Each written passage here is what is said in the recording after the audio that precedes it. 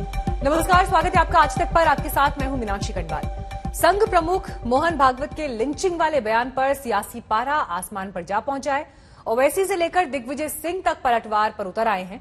संघ प्रमुख ने कहा कि लिंचिंग करने वाले हिंदुत्व के विरोधी हैं। देश में रहने वाले सभी लोगों का डीएनए एक है।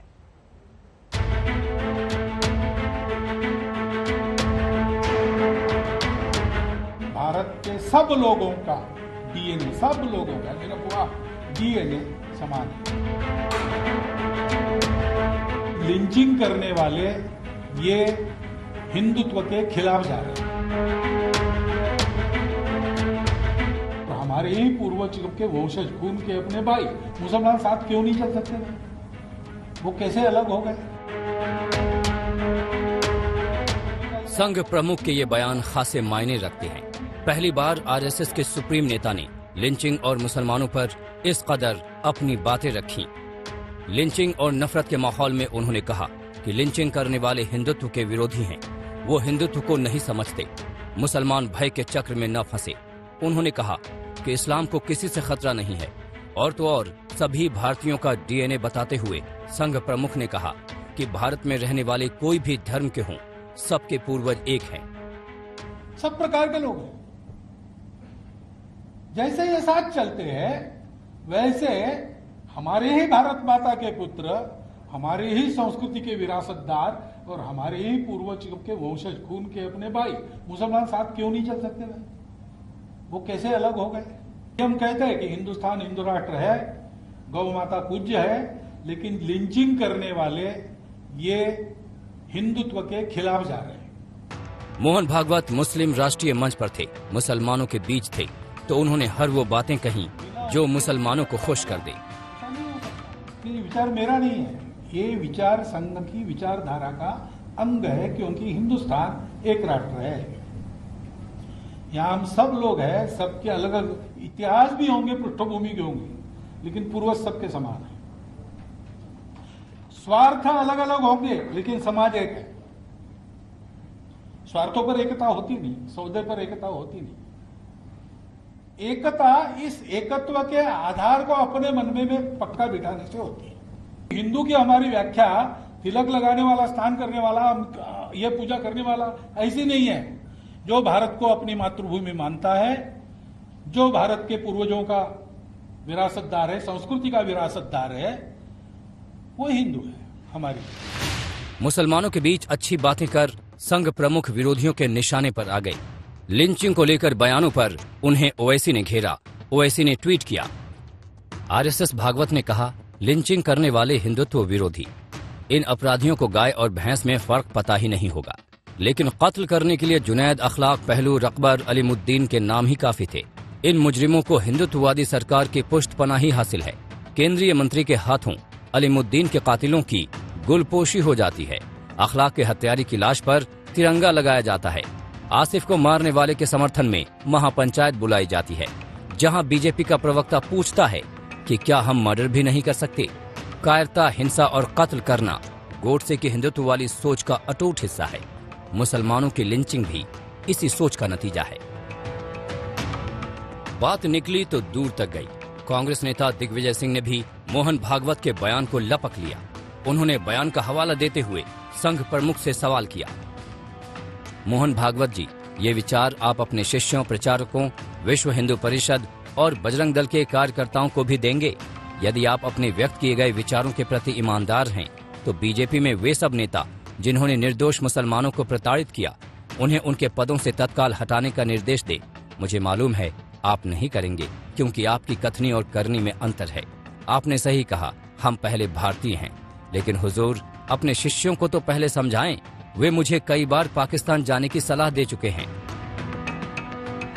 लिंचिंग की लड़ाई कहां जाएगी नहीं पता, लेकिन सच्चाई ये है कि पिछले महीने भी लिंचिंग के कई मामले आए। मसलन जम्मू कश्मीर के थामा मंडी में भैंस लेकर आ रहे शख्स की पीट पीट कर हत्या कर दी गई। त्रिपुरा के खुवाई में जानवर ले जा रहे 3 लोगों की गाड़ी रोककर पिटाई, 2 लोगों की जान चली गई। राजस्थान के चित्तौड़गढ़ में गाय की तस्करी के आरोप में 25 साल के युवक को पीट पीट कर मार डाला। यूपी के कोसी कला में संदिग्ध पशु तस्कर पर चलाई गोली, जिसमें 1 की मौत हो गई, 4 जख्मी हो गए। बातों का क्या है, बातें तो होती रहेंगी, जरूरी है इसका असर हो, निर्दोष यूं ही न मारे जाएं। आज तक ब्यूरो।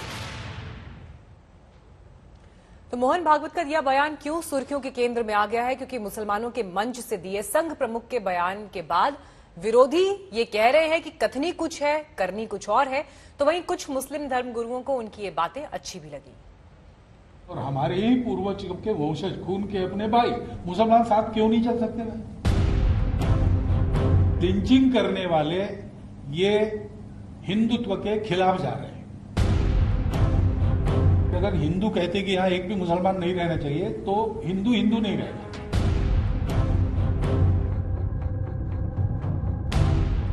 राष्ट्रीय मुस्लिम मंच से संघ प्रमुख मोहन भागवत ने जो कहा, उससे राष्ट्रीय बहस छिड़ गई। जिन बातों के लिए संघ और हिंदू संगठनों पर सवाल किया जाता रहा, उन्हीं पर संघ प्रमुख ने खुलकर अपनी बातें रखी। उन्होंने बताया कि हिंदू मुसलमान एक है। उन्होंने बताया कि हिंदू मुसलमान का डीएनए एक है। उन्होंने बताया कि भारत में रहने वालों का पूर्व एक है। विरोधियों को संघ प्रमुख की बातों में कथनी और करनी का फर्क दिखता है। तो अक्सर लिंचिंग को लेकर सवाल उठाते हैं ना विपक्ष के लोग, तो ये लिंचिंग वर्ड आया कहां से? ये तो कांग्रेस की देन है।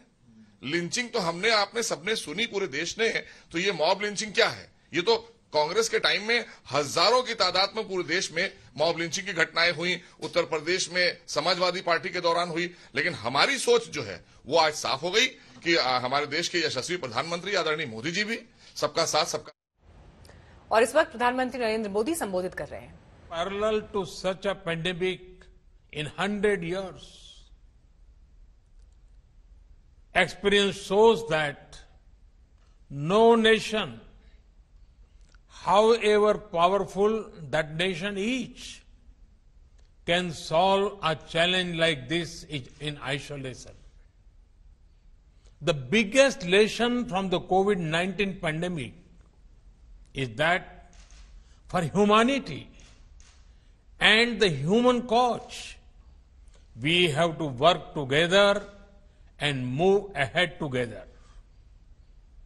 We have to learn from each other and guide each other about our best practices.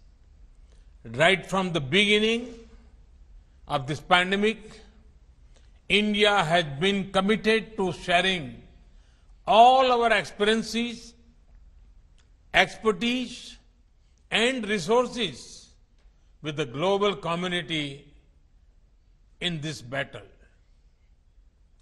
Despite all our constraints, we have tried to share as much as possible with the world. And we remain eager to learn from global practices.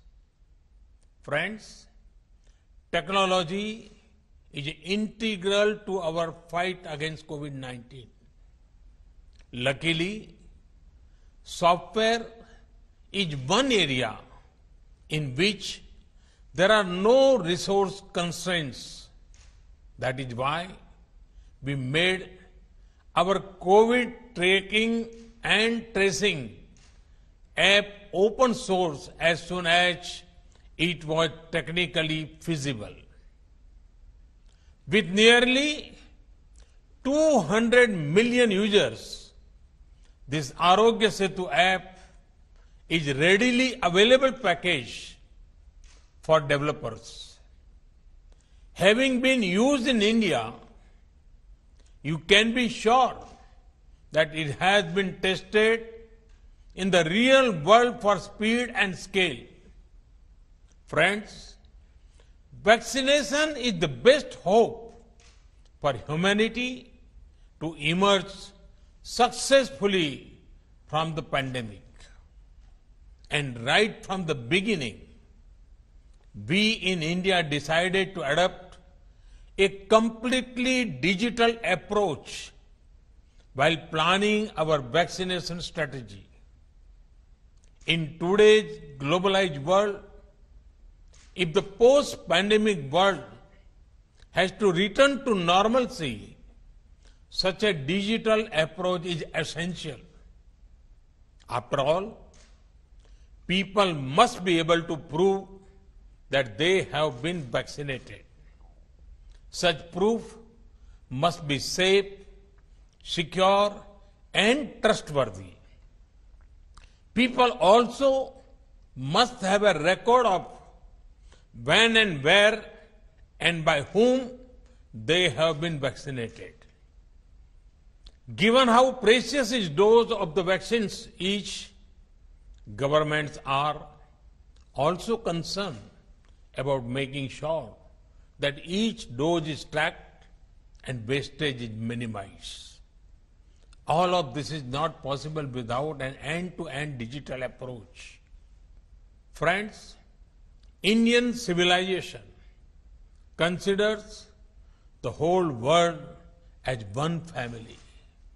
The pandemic has made many people realize the fundamental truth of this philosophy. That is why our technology platform for COVID vaccination, the platform we call CoWIN, is being prepared to be made open source. Soon, it will be available in any and all countries.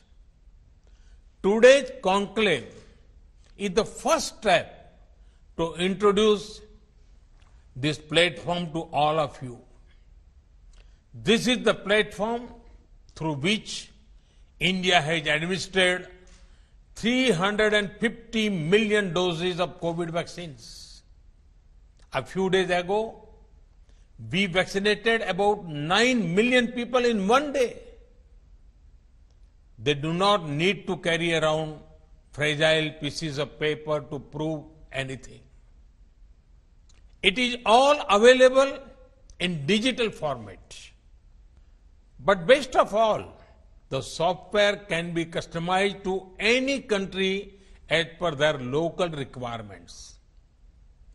You will find out a lot more about the technical details in the conclave today. I'm sure you are keen to start, and I do not want to keep you waiting.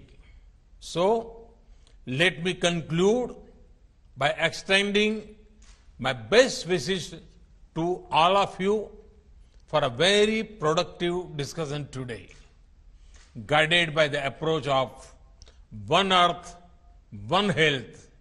Humanity will certainly overcome this pandemic. Thank you very much. संघ के हिंदू मुसलमान वाले बयान पर सियासी भूचाल है तो यूपी में मिशन 2022 को लेकर बवाल है। पंचायत चुनाव में जीत से गदगद योगी फिर से जीत की हुंकार भर रहे हैं तो ओवैसी 100 सीटों पर चुनाव लड़ने का दांव खेल रहे हैं। इंशाअल्लाह दोबारा योगी को उत्तर प्रदेश का मुख्यमंत्री नहीं बनने देंगे, नहीं बनने देंगे। उन्होंने कहा नहीं आने देंगे तो बीजेपी इस बात को कहेगी कि बीजेपी 2022 में आकर के रहेगी। यूपी के सेमीफाइनल में जीत के जश्न की तस्वीर आते ही यूपी के मुख्यमंत्री योगी आदित्यनाथ ने ओवैसी की चुनौती स्वीकार कर ली। योगी ने पहले खुद जवाब नहीं दिया, पंचायत चुनाव के नतीजों को बयां करने दिया और फिर आज तक से खास बातचीत में ऐलान जंग कर दिया। ओवैसी को बता दिया कि चुनौती कबूल है। इंशाअल्लाह दोबारा योगी को उत्तर प्रदेश का मुख्यमंत्री नहीं बनने देंगे, नहीं बनने देंगे। अगर हमारे हौसले बुलंद रहेंगे, मेहनत करेंगे तो सब कुछ होगा इंशाअल्लाह ताला। मगर हमारी कोशिश यही है कि दोबारा उत्तर प्रदेश में बीजेपी की सरकार ना बने। बड़े नेता हैं, देश के अंदर प्रचार करते हैं, उन्हें एक समुदाय विशेष का विशेष समर्थन प्राप्त है। उनके इस चैलेंज को हम स्वीकार करते हैं। उन्होंने कहा नहीं आने देंगे तो बीजेपी इस बात को कहेगी कि बीजेपी 2022 में आकर के रहेगी। हर हाल में भारतीय जनता पार्टी की ही सरकार यूपी में बनेगी, इसमें कोई संदेह किसी को नहीं होना चाहिए। देश के सबसे बड़े राज्य उत्तर प्रदेश में विधानसभा चुनाव 8 महीने दूर हैं, लेकिन इसकी पटकथा लिखी जा चुकी है। चुनाव में योगी बीजेपी का चेहरा होंगे और ओवैसी ने बिहार के प्रदर्शन से जोश में आकर इस चेहरे को चुनौती दे डाली। इस बार ओवैसी 100 सीटों पर ताल ठोक रहे हैं। उनके साथ होगी राजभर की पार्टी। हमारा तो अभी तक हम तो राजभर साहब के साथ हैं, भाग्यदारी संकल्प मोर्चा के तहत, और हमारे पार्टी के यूपी के प्रेसिडेंट ने इस बात का ऐलान भी किया कि हम एमआईएम पार्टी आने वाले 2022 के असेंबली चुनाव में हम 100 असेंबली सीट पर इंतखाबात में हिस्सा लेंगे। हमने लोगों से एप्लीकेशन लेना भी शुरू कर दिया। लेकिन योगी दोगुने जोश में है। पंचायत अध्यक्ष के चुनावों में 75 में से 67 सीटें जीतकर गदगद हैं। उन्हें भरोसा है कि नतीजे उनके पक्ष में ही रहेंगे। विधानसभा में भी उनका परचम लहराएगा। पंचायत चुनाव का आज का परिणाम 2022 में भारतीय जनता पार्टी इसी तर्ज पर चुनाव के परिणाम लेकर के आएगी, इसमें कोई संदेह नहीं होना चाहिए। पिछले 4-4.5 वर्ष के दौरान प्रदेश सरकार के द्वारा जो कार्य किए गए हैं ये जनता के सामने है, जनता ने उसे स्वीकारा है। पंचायत चुनाव के परिणाम के साथ साथ 2022 के चुनाव परिणाम भी इसी तर्ज पर आएंगे, इसमें अब कोई संदेह नहीं होना चाहिए। ओवैसी भी यूं ही नहीं अंधेरे में तीर चला रहे। यहाँ बंगाल की तरह उनके सामने भाषा की कोई अड़चन नहीं है। यूपी के बड़े हिस्से में एआईएमआईएम का कैडर तैयार हो चुका है। यूपी के पंचायत चुनावों में एआईएमआईएम समर्थित 22 उम्मीदवार जिला परिषद का चुनाव जीत चुके हैं, जबकि 50 सीटों पर वो दूसरे स्थान पर रहे। ओवैसी को पूर्वांचल की मुस्लिम बहुल सीटों में फायदा हो सकता है। जातियों पर प्रभाव रखने वाली छोटी छोटी पार्टियों का साथ भी ओवैसी के लिए फायदेमंद हो सकता है। ओवैसी को ये भी लगता है कि किसान आंदोलन और ब्राह्मणों की तथाकथित नाराजगी भी योगी को नुकसान पहुंचा सकती है। ये तो अभी आगाज है। मिशन 2022 में यूपी का अंदाज तो आगे देखिएगा। इस बार आम आदमी पार्टी भी खिलाड़ी है, साइकिल भी सड़कों पर है, पंजा भी पूरा जोर लगा रहा है। लखनऊ से कुमार अभिषेक के साथ आज तक ब्यूरो। अक्टूबर-नवंबर में कोरोना की तीसरी लहर के आने की आशंका जताई जा रही है। एक सरकारी पैनल के वैज्ञानिकों और आईआईटी कानपुर की स्टडी में दावा किया गया। इसमें कहा गया कि दूसरी लहर जितनी खतरनाक नहीं होगी, लेकिन साथ ही एक और स्टडी में तीसरी लहर को रोकने का फॉर्मूला भी बताया गया है। कोरोना की तीसरी लहर को लेकर लगातार नई स्टडीज आ रही हैं। उनमें इसके आने के वक्त से लेकर इसके खतरे के स्तर तक का जिक्र किया गया है। देश में कोरोना के मामलों पर नजर रखने वाले एक सरकारी पैनल के वैज्ञानिकों के मुताबिक तीसरी लहर अक्टूबर-नवंबर के बीच अपने पीक पर पहुंच सकती है। इस दौरान दूसरी लहर के मुकाबले नए मामले आधे यानी 1.5 से 2 लाख के बीच रह सकते हैं। तीसरी लहर के दौरान अस्पताल में भर्ती होने के मामले भी कम होने की उम्मीद की जा रही है। हालांकि पैनल का मानना है कि अगर इस दौरान कोई नया घातक कोरोना वेरिएंट सामने आता है तो तीसरी लहर तेजी से फैल सकती है। इसी तरह आईआईटी कानपुर के एक प्रोफेसर ने गणितीय मॉडल फॉर्मूले से कोरोना की तीसरी लहर की शुरुआत का आकलन किया है। इस फॉर्मूले के मुताबिक अक्टूबर के पहले हफ्ते से केस बढ़ने की आशंका है। 1 नवंबर से संक्रमण की रफ्तार काफी तेज हो सकती है, जबकि 15 नवंबर तक संक्रमितों का ग्राफ नीचे आने लगेगा। ऐसे में एक्सपर्ट्स का मानना है कि तीसरी लहर को रोकने के लिए जिन लोगों का वैक्सीनेशन नहीं हुआ है उन्हें टारगेट करना चाहिए। दरअसल हाल ही में पुणे में हुए एक सीरो सर्वे में 80% पॉजिटिव मिले हैं। दिल्ली में भी 10 से 20% आबादी ऐसी है जिन्हें संक्रमण नहीं हुआ है। ऐसे में अगर इन लोगों को सबसे पहले वैक्सीन लगवाई जाए तो फिर कोरोना फैलाने वाले लोगों की संख्या कम हो सकती है। सरकारी अनुसंधान के हिसाब से 80% दिल्ली की जनताओं में सीरो पॉजिटिविटी आ चुकी है और 10 से 20% लोगों में सीरो पॉजिटिविटी की कोई रिपोर्ट नहीं आया है। इसका मतलब ये है कि वैक्सीनेशन ड्राइव रुकना नहीं चाहिए। वैक्सीनेशन जितना से जितना हो सके लोगों को दिया जाए ताकि वो 10 से 20% लोगों में भी वैक्सीनेशन हो जाए। अगर ये 10 से 20% लोग वैक्सीनेट नहीं होते हैं तो ये नया स्ट्रेन जो कोविड के आ रही है वो घातक साबित हो सकती है, और घातक ना हो तो हम वैक्सीनेशन पे बहुत जरूरी ध्यान दें। जाहिर है अगर देश में 50% से ज्यादा लोगों में एंटीबॉडीज बन चुकी हैं, तो उन्हें वैक्सीन के लिए इंतजार करना चाहिए। बाकी लोगों को वैक्सीन लगाकर देश के ज्यादातर लोगों में एंटीबॉडी बन सकती है, जिससे तीसरी लहर खुद ब खुद कमजोर पड़ सकती है। आज तक ब्यूरो। अपने जमाने की दिग्गज अमेरिकी मुक्केबाज माइक टायसन की 2 तस्वीरें सोशल मीडिया पर वायरल हो रही हैं। इन तस्वीरों में उनकी टी शर्ट्स पर वैक्सीन विरोधी स्लोगन लिखे नजर आ रहे हैं। क्या सच में टायसन कोरोना वैक्सीन का विरोध कर रहे हैं या फिर मामला कुछ और है? देखिए।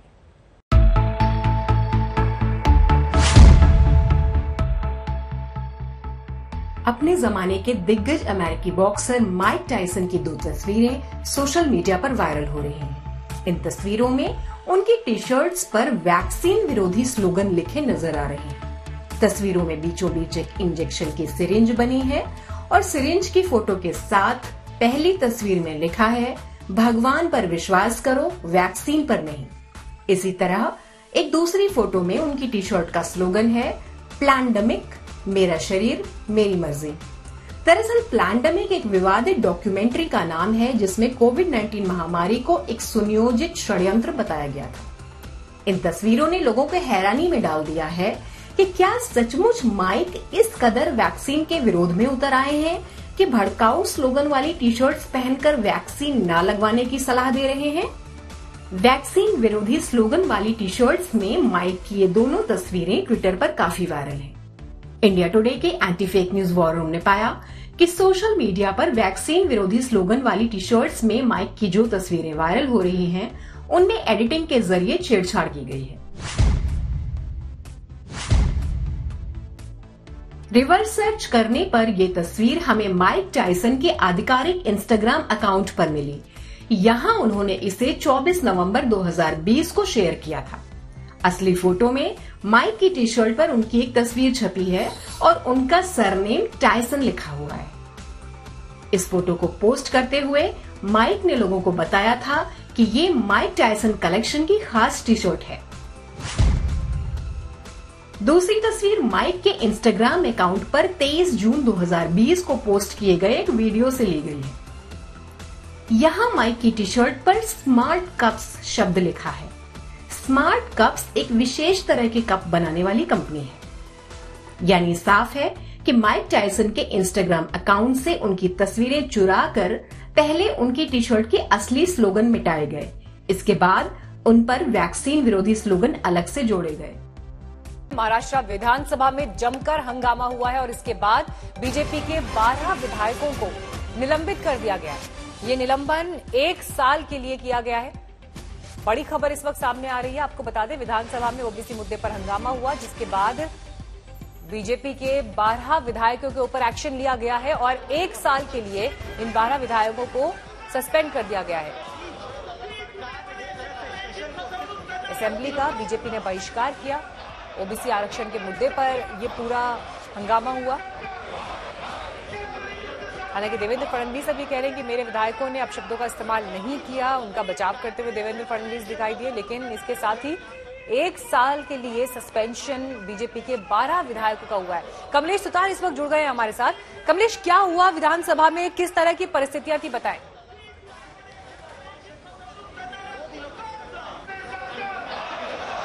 देखिए मीनाक्षी, जब ये पूरा मामला हुआ ओबीसी आरक्षण को लेकर भारतीय जनता पार्टी के विधायक आक्रामक हो गए थे। उन्होंने जो स्पीकर के सामने वेल होती है वहां पर जाकर हंगामा किया, वहां पर जाकर नारेबाजी की। मेस जो होता है उनके सामने उसको राजदंड को उठाने की कोशिश की। इसके बाद में सभी नेताओं को जो तालिका सभापति होते यानी प्रिसाइडिंग जो ऑफिसर थे वहां पर, क्योंकि महाराष्ट्र में फिलहाल फुल फ्लेजेड स्पीकर नहीं है, तो उनके केबिन में जाकर बातचीत हुई। उस वक्त इन जो वहां पर स्पीकर के रोल में आज थे भास्कर जाधव, शिवसेना के नेता, उनसे बातचीत तो वहां पर हुई और बातचीत में कुछ सदस्यों ने भारतीय जनता पार्टी के वहां पर अपशब्दों का प्रयोग किया, ऐसा भास्कर जाधव का कहना था और ये प्रस्ताव सदन में रखा गया। भास्कर जाधव ने कहा कि मेरे साथ लगभग गाली गलौज की गई, भद्दी भाषा का प्रयोग किया गया और इसीलिए महाराष्ट्र के parliamentary affairs minister Anil Parab ने प्रस्ताव रखा कि ऐसा बर्ताव करने वाले 12 सदस्यों का निलंबन किया जाए और इसलिए 12 सदस्यों को सस्पेंड कर दिया गया। अभी इसमें सब भारतीय जनता पार्टी के दिग्गज नेता शामिल है। पूर्व मंत्री है इसमें गिरीश महाजन है, देवेंद्र फडणवीस के राइट हैंड माने जाते हैं, जयकुमार रावल है, आशीष शेलार है, अतुल भातखलकर है, बड़े बड़े नेता इसमें शामिल है और इनका निलंबन इस वक्त किया गया। भारतीय जनता पार्टी ने यह आरोप लगाया है कि जिस तरह से स्पीकर के चुनाव को लेकर महाराष्ट्र में गर्मागर्मी चल रही थी, भारतीय जनता पार्टी की सदस्य संख्या कम करने के लिए ये षड्यंत्र रचा गया है और इसीलिए बिना किसी वजह के झूठे आरोप लगाकर इन सदस्यों का निलंबन किया गया और इसको लेकर अब महाराष्ट्र में राजनीति तेज होती हुई नजर आ रही है। जी कमलेश, आप बता रहे हैं कि जिन 12 विधायकों का निलंबन हुआ है वो सारे जो है बीजेपी के बड़े नाम हैं। ऐसे में इस एक्शन को लेकर अब पार्टी की आगे क्या स्ट्रैटेजी रहती है और इस एक्शन का असर क्या होता है, ये देखना होगा। यकीनन आसानी से तो ये मुद्दा अब छूटने वाला नहीं है।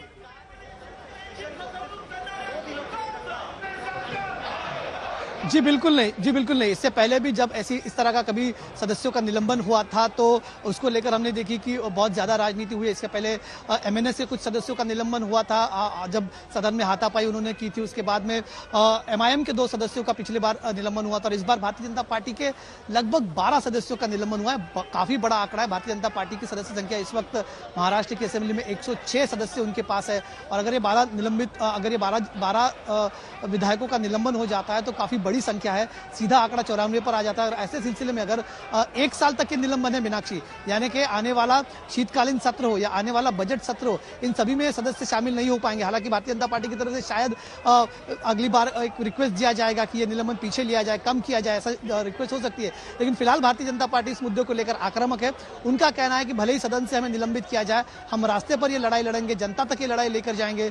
लेकिन अगर इसके बीच में अगर कल कहीं चुनाव कराने का वक्त आता है, भारतीय स्पीकर का चुनाव अगर होना है, तो ऐसे में सदस्य संख्या बहुत ज्यादा निर्भर करती है। भारतीय जनता पार्टी जिस तरह से दावा कर रही थी कि चमत्कार हो सकता है, क्रॉस वोटिंग हो सकता है, ऐसे में भारतीय जनता पार्टी की सदस्य संख्या कम होने के नाते अगर चुनाव होता है तो फिलहाल चुनाव के कोई अंदेशा नहीं है और चुनाव का कोई अनाउंसमेंट भी नहीं हुआ है। लेकिन आने वाले दिनों में अगर ऐसा होता है तो भारतीय जनता पार्टी की सदस्य संख्या बहुत कम नजर आएगी इसमें और इसलिए भारतीय जनता पार्टी के नेता कमलेश, हमारे व्यूअर्स को ये भी बताइए कि ये जो ओबीसी को लेकर जो पूरा मुद्दा था, जिसके बाद एक हंगामे की स्थिति सदन में बनी और निलंबन हुआ, इस मुद्दे पर अभी किसका क्या स्टैंड है? आज की कार्रवाई में एग्जैक्टली इस मुद्दे को लेकर क्या हुआ था?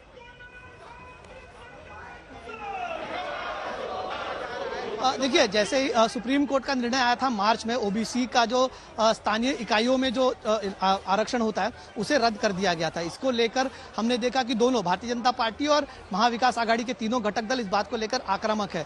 अब महाविकास आघाड़ी के जो भी घटक है उनका यह कहना है कि जो एम्पिरिकल डेटा होता है वो केंद्र को देना चाहिए था और वो केंद्र ने नहीं दिया, इसकी वजह से ये आरक्षण रद्द हो गया है और भारतीय जनता पार्टी इस मुद्दे को लेकर रास्ते पर उतरी है। हमने देखा कि पिछले कुछ दिनों में भारतीय जनता पार्टी ने लगातार महाराष्ट्र के कोने कोने में आंदोलन किए और देवेंद्र फडणवीस ने यह तक कहा कि अगर उनको सत्ता मिल जाए तो 4 महीने के अंदर वो ओबीसी आरक्षण जो हटाया गया है स्थानीय इकाइयों में उसको वापस लाएंगे या फिर राजनीति से संन्यास ले लेंगे। इतनी आक्रामक राजनीति हमने इस मुद्दे को लेकर देखी और आज सदन में प्रस्ताव रखा गया। छगन भुजबल की तरफ से एक ओबीसी के बड़े नेता है, महाराष्ट्र के कद्दावर नेता है, उन्होंने प्रस्ताव रखा कि केंद्र ने अगर इंपेरिकल डेटा दिया उसके बाद ही हम इस बारे में आगे कार्रवाई कर सकते हैं, जिसको लेकर भारतीय जनता पार्टी के सदस्यों में और छगन भुजबल के बीच में यहाँ पर तू मैं सदन में हुई, जिसको लेकर सदस्य वेल में आ गए, नारेबाजी वहां पर की गई और इसीलिए सदन 2 बार अध्ययन करना पड़ा। हमारे पास जिन विधायकों को निलंबित किया गया उनमें से आशीष शेलार का स्टेटमेंट आ रहा है, एक बार अपने दर्शकों को वो सुनवाते हैं।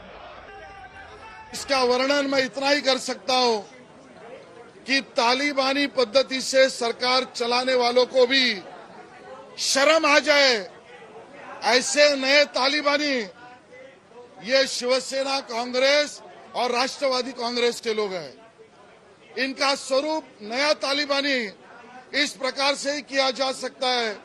इस प्रकार से ये लोग महाराष्ट्र में कारोबार करने का प्रयास कर रहे हैं। पूरे सदन ने देखा, प्रेस गैलरी ने देखा कि जहां पर ओबीसी के आरक्षण को बचाने के लिए हमारे विपक्ष के नेता देवेंद्र फडणवीस जी बात कर रहे थे, उनको बात नहीं करने दिया गया और इसके खिलाफ स्वाभाविक कानूनन तरीके से अपना त्रागा व्यक्त करने के लिए जो भाजपा के सदस्य पीठासीन अधिकारी के यहाँ पहुंचे, उनको भी शांत करके नीचे लाने का काम ये स्वयं मैंने किया। तो तानाशाही रवैया इसको बता रहे हैं यहाँ पर आशीष शेलार, लेकिन साथ ही आपको सुनवाते हैं देवेंद्र फडणवीस ने इस पूरे मामले पर क्या कहा। ओबीसी आरक्षण के संदर्भ में इंपेरिकल डेटा केंद्र सरकार ने देना चाहिए। इस प्रकार का जो ठराव सरकार ने मंजूर किया है ये पूरे तरीके से टाइम पास करने का काम है, क्योंकि सुप्रीम कोर्ट ने empirical inquiry by backward class commission कहा है और बैकवर्ड क्लास कमीशन को ये इंपेरिकल इंक्वायरी करनी है। बावजूद उसके केवल समय निकालने के लिए और केंद्र सरकार की ओर अंगुली निर्देश करने के लिए इस प्रकार की कार्रवाइयां की जा रही है। हमने उसका विरोध किया है और अब सरकार का चेहरा और सरकार का बुर्का फट रहा है, इसलिए सभागृह में कामकाज न हो इस प्रकार का प्रयास सरकार की ओर से चल रहा है। आशीष शेलार का स्टेटमेंट हमने आपको सुनवाया, देवेंद्र फडणवीस की बात आपने सुनी। कमलेश सुतार हमारे साथ लगातार बने हुए हैं क्योंकि विधानसभा की कार्रवाई पर लगातार कमलेश नजर बनाए हुए थे। कमलेश, अब यहां से आगे क्या समझा जाए? 12 सदस्यों का निलंबन हुआ है, तो अब इससे आगे बीजेपी की क्या रणनीति रहेगी? बेशक आशीष शेलार कह रहे हैं कि ये तो तानाशाही रवैया है, सबने देखा, कैमरों पर कैद है कि एग्जैक्टली क्या हो रहा था।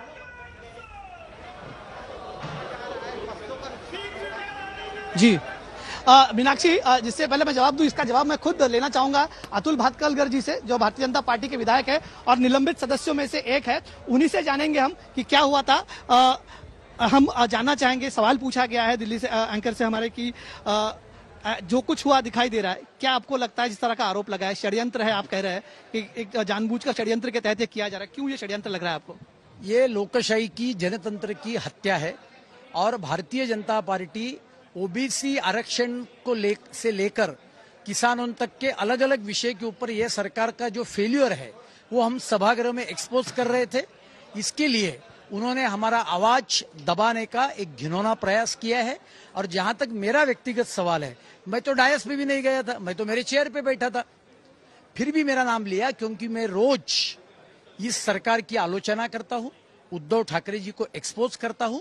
उसका एक बदले की भावना से इन्होंने आज का ये कांड किया है। लेकिन क्या हुआ था उस वक्त? बताया जा रहा है कि गाली गलौज की गई, भद्दी भाषा का प्रयोग किया गया, अनपार्लियामेंट्री लैंग्वेज इस्तेमाल की गई, ऐसा कुछ हुआ था वहां पर? एग्जैक्टली क्या हुआ था? पहली बात तो सभागृह के सदस्य के ऊपर कुछ भी कार्रवाई करनी है तो सभागृह में क्या हुआ है उसके आधार पर करना चाहिए ना।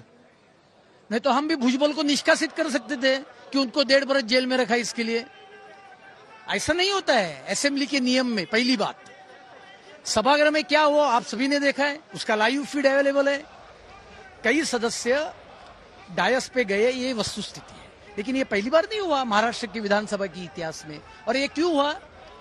ओबीसी आरक्षण का विषय लेकर उन्होंने एक रिजोल्यूशन टेबल किया। वो करते समय छगन भुजबल जी ने अपना एक बड़ा लंबा भाषण दिया। आपको नहीं लगता है कि उनके भाषण के ऊपर राज्य के विपक्ष के नेता को बोलने देना चाहिए? उनको बोलने को नहीं दिया। लेकिन पीठाधीश अधिकारी जो थे उनका कहना है कि उनके साथ गलत बर्ताव किया गया। भास्कर जाधव ने आरोप लगाया। जो सभागृह में हुआ, सबके सामने हुआ, इसमें तो कुछ नहीं हुआ। इसके कारण भारतीय जनता पार्टी के विधायक आहत हुए। उन्होंने सभागृह तहकूब किया। हम उनके केबिन में गए, उपाध्यक्ष अध्यक्ष के केबिन में गए, उधर बहस हुई, गरमागरम चर्चा हुई। आप इतने बरस से राजनीतिक पत्रकारिता कर रहे हैं, आपको भी मालूम है हर हाउस सेशन में ऐसे होता ही है। चर्चा हुई, उन्होंने मान्य किया, वहां शिवसेना का एमएलए था। गाली गलौज किसने किया? मैं यहाँ नाम नहीं, और मैं गाली तो बोल ही नहीं सकता। लेकिन आप जो कह रहे, दूसरी बात, उसके बाद बात खत्म हुई।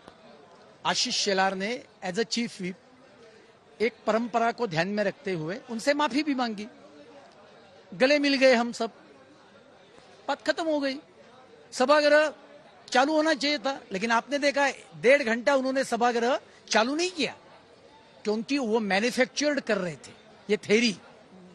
उनको भारतीय जनता पार्टी के सदस्यों को बर्खास्त करना था और इसके लिए उन्होंने ये साजिश की और ये जनतंत्र की हत्या आज उन्होंने की है। ऐसा आरोप लगाया आपके सदस्यों की तरफ से कि ये विधानसभा अध्यक्ष के चुनाव को लेकर निलंबन किया गया है। आरोप लगाया होगा, लेकिन जब जब विधानसभा के सदस्य को बर्खास्त किया जाता है तो विधानसभा अध्यक्ष का चुनाव किया नहीं जा सकता है, ऐसी मेरी जानकारी है, जहां तक मेरा नॉलेज है। पहली बात। दूसरी बात, कहां उन्होंने चुनाव लगाया? कल के कैबिनेट में डिसीजन ही नहीं लिया। कांग्रेस की वैल्यू थोड़ी है इस आघाड़ी में कुछ। 1 साल तक आपको निष्कासित किया। 1 साल का समय बड़ा लंबा होता है। बिल्कुल बड़ा समय लंबा होता है। और दूसरी बात तो कि गलत पद्धति से किया है। मेरे जैसे सभागृह में इतना एक्टिव और ये प्रकरण में एक बूंद से भी संबंध नहीं था तो भी मेरे को किया है। और इसके लिए मैंने उनको कहा कि अभी इसके आगे का अधिवेशन आप वर्षा बंगले पे रखो, यहाँ रखने की आवश्यकता नहीं है। जी शुक्रिया। तो अतुल भातखलकर हमारे साथ थे। मीनाक्षी, आपने सुना उन्होंने क्या कहा। उनका यह कहना है कि ऐसा जो आरोप लगाया जा रहा है वैसा हुआ ही नहीं था और इसीलिए भारतीय जनता पार्टी इस मुद्दे को लेकर आपने देखा कितनी आक्रामक होती हुई यहाँ पर नजर आ रही है। हम बाकी निष्कासित सदस्यों भी बातचीत करने की कोशिश यहाँ पर करेंगे। ठीक है, मैं आपसे हमारे साथ 1-2 सदस्य और जुड़ सकते हैं तो हम बात करेंगे शायद उनसे। जी जी, तो हमने देखा कि अतुल भातखलकर खुद जिन पर निलंबन की कार्रवाई की यहाँ पर की गई है, उनका क्या कहना था। तकरीबन 11 और उसमें कुछ बहुत बड़े नेता है भारतीय जनता पार्टी के, जैसे आशीष शेलार मुंबई भाजपा के अध्यक्ष रहे, काफी सीनियर नेता भारतीय जनता पार्टी के, गिरीश महाजन जो देवेंद्र फडणवीस के राइट हैंड माने जाते हैं महाराष्ट्र की राजनीति में, उनको निष्कासित किया गया। जयकुमार रावल पूर्व मंत्री, उनको निष्कासित किया गया है। साथ ही साथ संजय कुटे, वो भी ओबीसी विभाग के मंत्री रहे, उनको भी यहाँ पर सस्पेंड किया गया। तो काफी बड़ी ये है महाराष्ट्र विधानसभा से, लेकिन देखना ही होगा कि अब आगे इस पर बीजेपी की स्ट्रैटेजी क्या रहती है, क्योंकि 12 विधायकों का निलंबन 1 साल के लिए किया गया है। बड़ा एक्शन वहां पर अभी हुआ है। एक तरफ बिहार बारिश से बेहाल है, तो दिल्ली एनसीआर में मानसून का इंतजार हो रहा है। मौसम विभाग का कहना है कि दिल्ली वालों के लिए ये इंतजार अभी और लंबा खिंच सकता है। एक दिन पहले राहत की बरसात और फिर धूप के साथ उमस वाली गर्मी। दिल्ली वालों के लिए मानसून अभी हफ्ते भर और दूर है। शनिवार को ही बारिश से हवाओं का रुख बदला जरूर है, लेकिन मानसून के दिल्ली पहुंचने में अब भी देरी है। मौसम विभाग का कहना है कि शनिवार से अरब सागर से नम हवाएं गुजरात, राजस्थान और दिल्ली पहुंचने लगेंगी, तब गर्मी से कुछ राहत मिल सकती है। राहत की मामूली फुहारों के बाद राजधानी दिल्ली और एनसीआर में एक बार फिर गर्मी का कहर जारी है और बारिश के बाद उमस तो और ज्यादा बढ़ गई है। आप देख सकते हैं कि किस तरह से तेज धूप निकल पड़ी है और साथ ही साथ मौसम विभाग का पूर्वानुमान ये भी कहता है कि लू से राहत तो मिलेगी, लेकिन मानसूनी बारिश के लिए अभी भी इंतजार करना होगा। मौसम विभाग का कहना है कि दिल्ली, पंजाब और हरियाणा में 7 जुलाई तक मानसून दस्तक नहीं देगा। 7 जुलाई के बाद बंगाल की खाड़ी से आने वाली हवाएं उत्तर भारत में पहुंचने लगेंगी। इसके बाद मानसून फिर सक्रिय होगा। 11-12 जुलाई को बंगाल की खाड़ी में कम दबाव का क्षेत्र भी बनेगा, जिससे कमजोर पड़े मानसून को ताकत मिलेगी। जो सबड्यूड रेनफॉल एक्टिविटी है नॉर्थ वेस्ट सेंट्रल इंडिया, वो अगले 7 दिन तक रहेगा। यानी फर्स्ट वीक ऑफ जुलाई में मानसून डेफिशिएंट रहेगा नॉर्थ वेस्ट इंडिया और सेंट्रल इंडिया में। और टुवर्ड्स 11 और 12 एक low pressure area Bay of Bengal में डेवलप हो सकता है और इसके प्रभाव में धीरे धीरे मानसून रिवाइव होगा, मानसून विंड स्ट्रंगर होगा और second half of second week में नॉर्थ वेस्ट इंडिया में बारिश बढ़ने का उम्मीद किया जा रहा है। दिल्ली एनसीआर में पिछले कुछ दिनों से जबरदस्त गर्मी पड़ रही थी। पारा 43 डिग्री के पार तक पहुंच गया था। दिन निकलते साथ ही गर्मी का सिलसिला शुरू हो जाता था और रात ढलने के बाद भी राहत नहीं मिल रही थी। मौसम विभाग ने इस बार दिल्ली के लिए 15 दिन पहले मानसून आने का अनुमान जताया था, लेकिन 15 दिन बाद भी बादल दिल्ली से दूर दूर हैं। मौसम विभाग का कहना है कि पूर्वी दिशा से आने वाली नमी वाली हवाओं को पाकिस्तान से आने वाली पश्चिमी हवाएं रोक रही हैं, इसीलिए दिल्ली को मानसून के लिए लंबा इंतजार करना पड़ रहा है। दिल्ली के साथ हरियाणा, पंजाब, चंडीगढ़, उत्तरी राजस्थान और पश्चिमी यूपी के इलाके भी इसी वजह से जबरदस्त लू की चपेट में हैं। यहाँ भी मानसून पिछले 2 हफ्तों से अटका हुआ है। एक तरफ बिहार, झारखंड और पूर्वी उत्तर प्रदेश में बादल जमकर बरस रहे हैं, वहीं दिल्ली और आसपास के इलाकों में लोग बारिश की उम्मीद लगाए बैठे हैं। दिल्ली से राम किंकर सिंह के साथ आज तक ब्यूरो। अक्टूबर-नवंबर में कोरोना की तीसरी लहर के आने की आशंका जताई जा रही है। एक सरकारी पैनल के वैज्ञानिकों और आईआईटी कानपुर की स्टडी में दावा किया गया। इसमें कहा गया कि दूसरी लहर जितनी खतरनाक नहीं होगी, लेकिन साथ ही एक और स्टडी में तीसरी लहर को रोकने का फॉर्मूला भी बताया गया है। कोरोना की तीसरी लहर को लेकर लगातार नई स्टडीज आ रही हैं। उनमें इसके आने के वक्त से लेकर इसके खतरे के स्तर तक का जिक्र किया गया है। देश में कोरोना के मामलों पर नजर रखने वाले एक सरकारी पैनल के वैज्ञानिकों के मुताबिक तीसरी लहर अक्टूबर-नवंबर के बीच अपने पीक पर पहुंच सकती है। इस दौरान दूसरी लहर के मुकाबले नए मामले आधे यानी 1.5 से 2 लाख के बीच रह सकते हैं। तीसरी लहर के दौरान अस्पताल में भर्ती होने के मामले भी कम होने की उम्मीद की जा रही है। हालांकि पैनल का मानना है कि अगर इस दौरान कोई नया घातक कोरोना वेरिएंट सामने आता है तो तीसरी लहर तेजी से फैल सकती है। इसी तरह आईआईटी कानपुर के एक प्रोफेसर ने गणितीय मॉडल फॉर्मूले से कोरोना की तीसरी लहर की शुरुआत का आकलन किया है।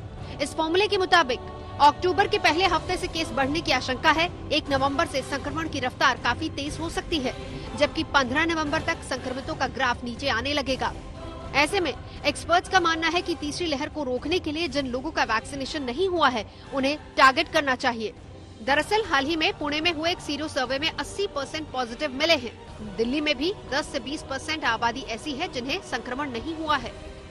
ऐसे में अगर इन लोगों को सबसे पहले वैक्सीन लगवाई जाए तो फिर कोरोना फैलाने वाले लोगों की संख्या कम हो सकती है। सरकारी अनुसंधान के हिसाब से 80% दिल्ली की जनताओं में सीरो पॉजिटिविटी आ चुकी है और 10 से 20% लोगों में सीरो पॉजिटिविटी की कोई रिपोर्ट नहीं आया है।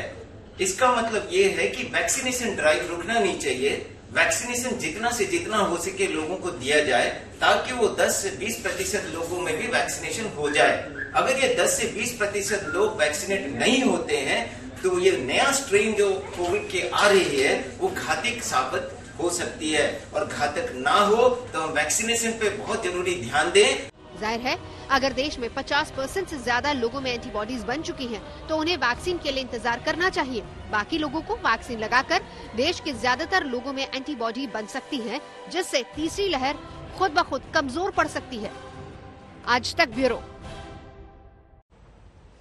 देश में डेस्टिनेशन वेडिंग के लिहाज से राजस्थान काफी आगे है, लेकिन कोरोना ने डेस्टिनेशन वेडिंग के कारोबार की कमर तोड़ दी।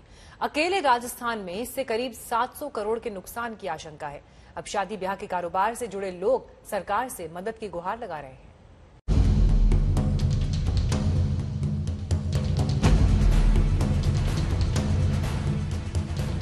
कोरोना के असर से तमाम तरह के कारोबार को कड़ी चोट पहुंची है।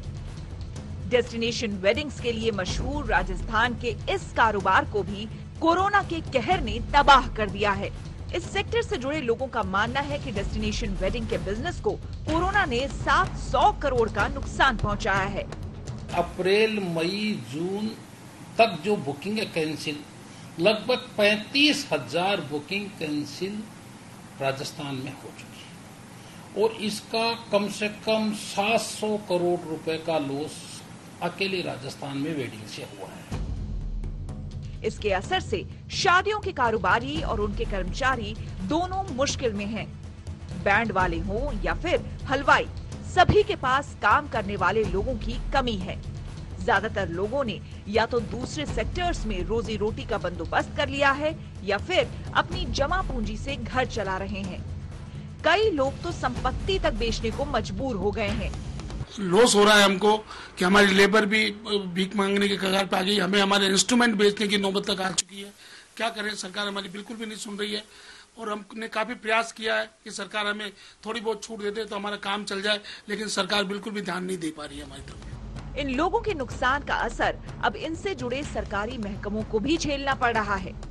बैंकों के लोन चुकाने में ये कारोबारी असमर्थ हैं, तो बिजली का बिल तक देना भी भारी पड़ रहा है। समथिंग 2 से 2.5 करोड़ का हमको नुकसान हुआ है। आज स्थिति ये है कि हम अपना बिजली का बिल पे नहीं कर पा रहे, लैंड का जो किराया है वो नहीं दे पा रहे। इसके अलावा हमारे मजदूर हैं, गार्ड है, स्वीपर है, जो भी है, जितने भी केयर टेकर है उनको टाइम पे सैलरी नहीं दे पा रहे। ऐसे में सेक्टर की डिमांड है कि सरकार को रियायतों की पोटली खोलकर इस उद्योग की मदद के लिए आगे आना चाहिए। आज तक ब्यूरो।